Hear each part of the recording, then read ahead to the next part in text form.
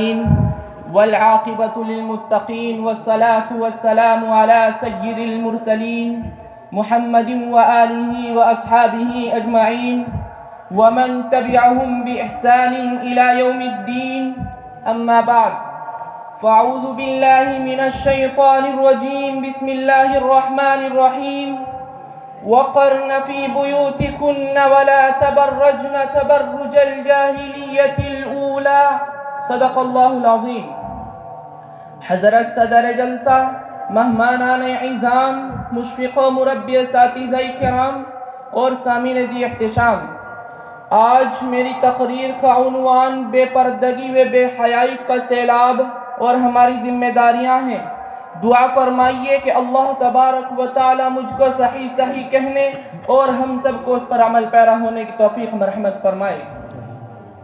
محترم حضرات، پردہ اللہ کا حکم ہے، ازواج مطہرات کی سنت ہے، خواتین کا ترائے امتیاز ہے. اس میں عورتوں کی عفت و عصمت کی بقا ہے، امن عالم کا ضامن ہے، فتنے و فساد کے روک تھام کا مؤثر ذریعہ ہے، زناکاری و بدکاری کا سد باب ہے. لیکن آج بے پردگی کا ایک سیلاب رواں ہے. جس طرف بھی نظر ڈالیے بے حیائی ونیم عریانی کے مناظر دکھائی دے رہے ہیں، اور آج ہمارا معاشرہ مغربی تہذیب کے شانہ بشانہ چل رہا ہے، اور ہر میدان میں بلا ضرورت اپنی جنسی خواہشات کی تکمیل کے پس منظر میں عورتوں کو بے لگام چھوڑ دیا جا رہا ہے. چنانچہ سڑکوں پر، میلوں میں، ہوٹل اور ریسٹورنٹ میں، کال سینٹروں میں عورت ہے، بسوں اور پارکوں میں ٹکٹ دینے والی عورت ہے. نوبت تو یہاں تک پہنچ چکی ہے کہ حکومت کی بڑی بڑی کرسی اور عہدوں پر فائز عورت ہے.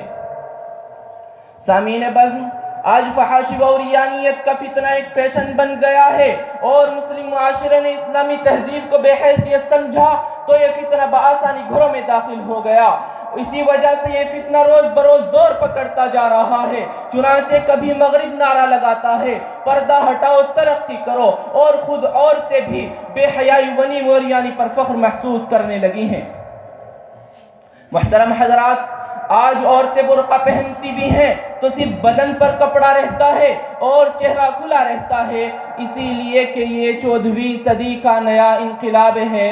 یہ 14ویں صدی کا نیا انقلاب ہے. بدن پر ہے برقع، چہرہ بے نقاب ہے. اور بعض حضرات تو فحاشی و عریانیت میں ملوث ہونے کا کھلے عام ثبوت دیتے ہوئے اپنی بیگموں کو نیموریا لباس پہنا کر پارکوں میں بغرض تفریح لے جاتے ہیں، اور خود عورتوں کو بھی پردہ کرنے کی توفیق نہیں ہوتی.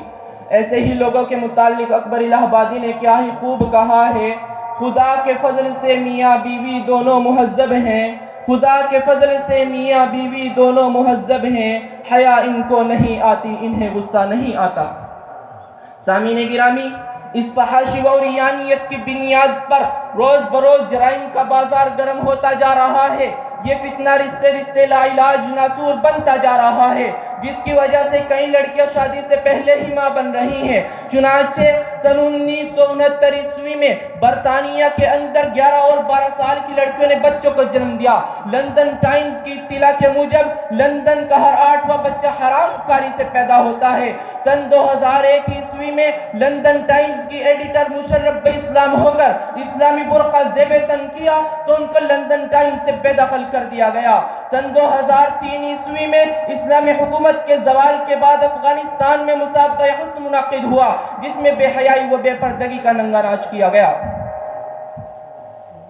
محترم حضرات، آپ کے ذہن و دماغ میں یہ سوال پیدا ہو رہا ہوگا کہ آخر ان تمام برائیوں کے کیا اسباب ہیں، کن چیزوں کی بنیاد پر اتنے جرائم وجود پذیر ہو رہے ہیں. تو سن لیجئے، ان برائیوں کے اسباب میں بے حیائی اور شرم و حیا کا فقدان ہے.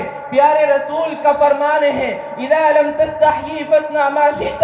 جب تم میں حیا باقی نہ رہے تو جو جی میں آ جائے کر لو. اسی طرح اس فتنے کے اسباب میں روشن مستقبل کے نام پر بے حیائی و بے پردگی کی ترویج ہے، مغربی تہذیب سے دلچسپی، دینی تعلیم سے دوری، اللہ کے قرآن اور رسول اللہ صلی اللہ علیہ وسلم کے فرمان سے لاپرواہی ہے. سامعین گرامی، اس فتنے کے و فساد کی روک تھام کے لیے سب سے پہلے خواتین کی ذمہ داری ہے کہ وہ خدائی فرمان قل للمؤمنات یغضضن من ابصارهن ویحفظن فروجهن، یعنی مومن عورتوں کو چاہیے کہ اپنی نگاہیں نیچی رکھے اور اپنی شرمگاہوں کی حفاظت کرے۔ اس فرمان الہی کو ملحوظ رکھ کر بے حیائی و بے احتیاطی سے اجتناب کرے، اور گھر میں رہنے والے بڑے افراد اور ذمہ داران کو چاہیے کہ وہ الا کلکم راع وکلکم مسئول عن رعیتہ، کہ تم میں سے ہر ایک ذمہ دار ہے اور ہر ذمہ دار سے اس کے ماتحتوں کے بارے میں سوال کیا جائے گا۔ اس فرمان نبوی کو ملحوظ رکھ کر اہل خانہ کی مکمل نگہداشت کرے، اور گھر میں رہنے والے تمام افراد کو چاہیے کہ وہ ایک دوسرے سے پردہ کرے، ورنہ نتیجہ یہ ہو سکتا ہے پردہ دری کا عجب نتیجہ نکلا، پردہ دری کا عجب نتیجہ نکلا، جس کو سمجھے تھے بیٹا وہ بھتیجا نکلا۔ اور علماء کرام کو بھی چاہیے کہ العلماء ورثۃ الانبیاء کی بھاری ذمہ داری کا احساس اپنے اندر پیدا کرتے ہوئے پردے کے فوائد کو اپنی دینی مجالس میں